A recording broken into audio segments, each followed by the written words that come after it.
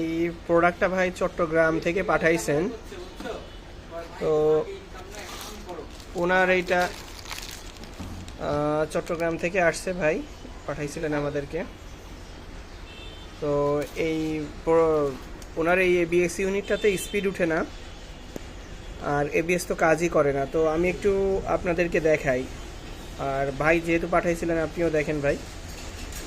তো এইখানে আপনার যদি প্রসেসর দেখেন, এই প্রসেসরের পাগুলো কিন্তু সব পুড়ে গেছে। এটা এডিভাসের প্রসেসরের পা কিন্তু একদিক দিয়ে সব পুড়ে গেছে, অর্থাৎ এই ইউনিটে হয়তো বা ব্রেক ফ্লুইড ঢুকতো আস্তে আস্তে, ব্রেক ফ্লুইড ঢুকতে ঢুকতে ঢুকতে ঢুকতে ইউনিটের প্রসেসরের সমস্তগুলোর পা পুড়ে যায়।